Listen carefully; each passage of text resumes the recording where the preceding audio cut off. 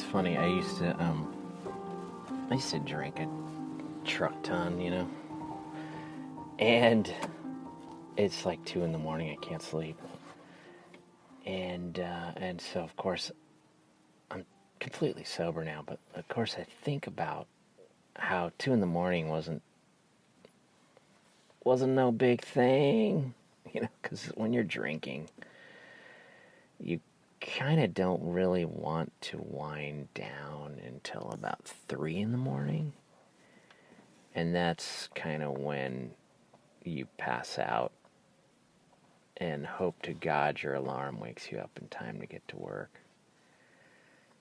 And, you stop motion people they they slink in with a cup of coffee in their hands, and then they kind of lurk into their stage.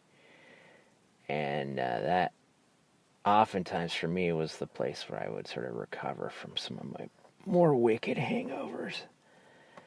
And there's nothing quite like being forced to sort of focus on some myopic task to sweat, whiskey out of your pores. And, a throbbing headache when you're toggling between frames. Oof, that can be like a nice vice on the old temples, right? Nowhere to run, nowhere to hide.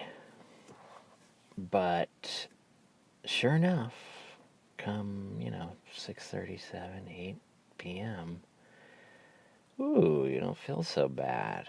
You might be ready for a little drinky poo. I'm just thinking about that. I'm thinking about how I don't know, I get excited around 2 in the morning. Because I think that behavior is sort of hardwired into me. So fucked up to say that. And I don't have to, it's so, it's like I'm actually going to probably get 3 or 4 hours of sleep. And, I already know what I'm making guests in the morning. I'm making French toast, baby. And I'm going to motor them to school, and then I'm going to come home and crack the book I'm reading out in the backyard and sit in the sun, half naked. I got my day kind of all sorted. Life in the leisure lane and the unemployed lane. I'm trying really hard to not stress. You think after kind of operating as a freelance slob for this long that I could kind of chill when I was unemployed, but it is tough to convince yourself to rest. So consequently, I've been, chewing on my fingernails and can't sleep, pacing around the house, just skulking and obsessing and watching shit. And, I'm out on the couch on my phone. Liz is asleep. Gus is asleep. But I don't know. The night air calls me out to sort of obsess. And I don't know. Thank God I'm not drinking, right? I have a pack of cigarettes in my closet for that day. Hopefully the day never comes, but I sit around fantasizing about that day where I'm like, God damn it, I need a fucking cigarette. Some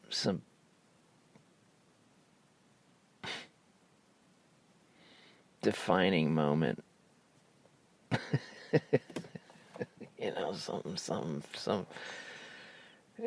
Someone's gonna make me crack the glass on that pack of smokes, and I'm just gonna probably smoke about 3 in a row. backyard.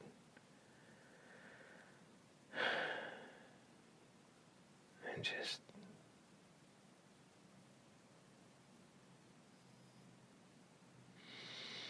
But it hasn't happened yet, so who knows? Maybe it won't ever. Stuff. What else is going on? Jeez Louise.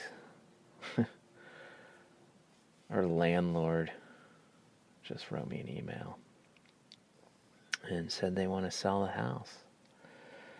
We've been, I don't know, we've had a steal of a deal on this joint for a long time. I shouldn't be living in this neighborhood, in this house. My son shouldn't be going to this school. You know, we've had a nice run. Good Lord, I think we've been here since about 13, 14 years. Nice, big, juicy 2-bedroom home with a 2-car garage and you know what I mean? Just like, yeah, baby. Sweet little backyard with a nice tree and big, long driveway. You can fit like 3 cars in this motherfucker. And cheap as hell rent. I don't know. The gods shined on us on this one. And our landlord was really cool for a long time. She ended up dying. And her son took it over. But he lives way out in Idaho. And I guess it's kind of a pain in his ass. Probably, you know? I imagine. We're the easiest tenants you can imagine. I do not bother my landlord unless something catastrophic occurs. We had a little plumbing issue. But I fix stuff myself. I don't, you know.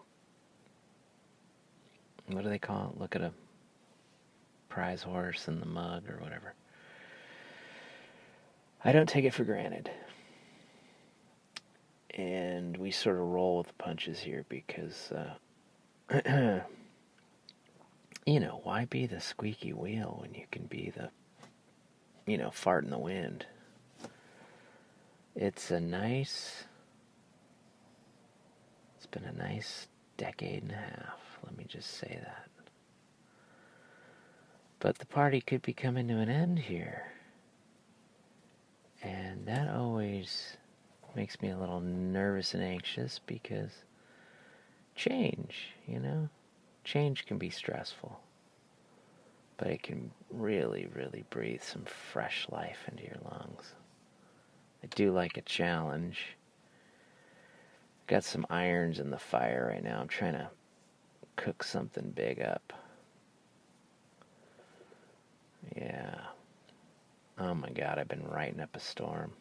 Been pitching up a storm. I kind of went against my better nature and I pitched a big fucking TV show that's supposed to get on a big giant network to a big giant company. And it felt really big and giant and great. And I was swinging for the fucking fences, I'll tell you what. When I stepped up to the plate like fucking... What's his name? Babe Ruth or something. And just fucking went for it. And I wrote a pilot, like a 45-page pilot. And then I wrote a season 1 arc. And now I'm writing all these like character bios. And I'm trying to get friends to help me for free. God damn it. Because all my credit cards are maxed and I'm fucking broke as hell. But I figure, you know, come on, this could be a big hit show on a big hit network. Why not get your foot in the door early, people? Come on, you want to write music? You want to make art? You want to design characters? What do you want to do? Want to work in groups? And I kind of let it slip to a couple of my confidants. I showed the script to a couple of my friends. I showed it to Chuck Duke, who I really respect his opinion. And I've shown him a couple scripts, and he reads them, and he gives really nice feedback. And I love his work, and I respect him as an animator and an artist. And he gave me some good feedback, and I showed it to Bartek Prashevich and a couple other people. I even showed Jeff Riley, Smoothie. But I'm still kind of keeping it under my hat. Of course, you show it to one person, might as well be front page news. I don't expect a secret to stay long. But, God, I'm keeping my fingers crossed, because this really could be something special. Not just for me, but for this community, that's been kicked in the nuts so many goddamn times. Stop motion is just the abused, teenager. The parents got divorced and mom remarried an asshole who just loves to fucking scream at you. That's Stop Mo. Come on, you guys know it. You know it's true.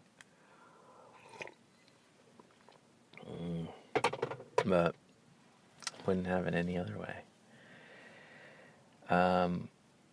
Yeah, it would be nice to do something on our terms and to give people a real shake at something special, something passionate, something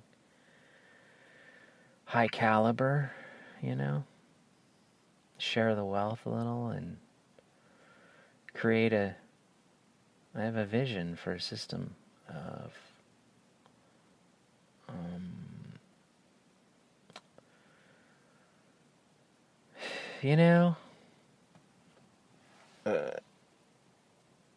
you're only as good as your team, and if you let your team shine,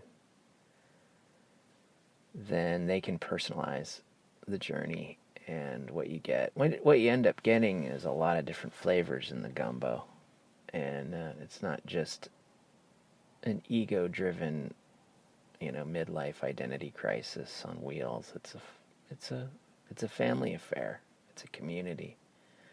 It's a village of misfits coming together to create something special from the joy and passion. And it's a special project that I hope happens. Anyway, here it is. What time is it? 2:30, something like that. I should probably head on off. And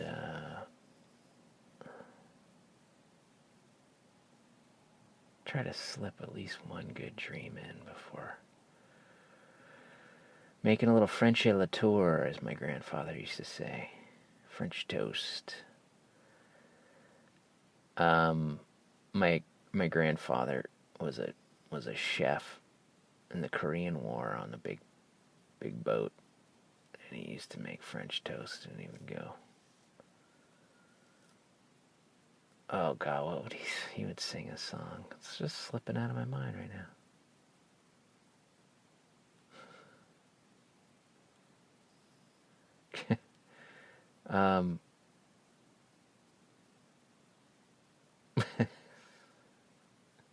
Philadelphia, no, shit.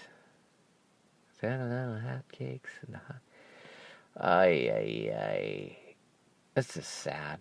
This is how tired I am. I wonder if my brother's listening to this podcast and going, Jesus, Mish, you really have lost your mind. I'm going to have to open my next podcast with this song because it's a winner. Unlike the buildup of Teflon in the tubes of my brain.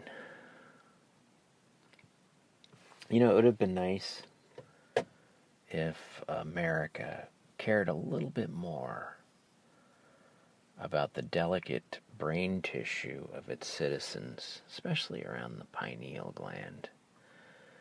But this is the net result of a country who just didn't give a shit. And on that note,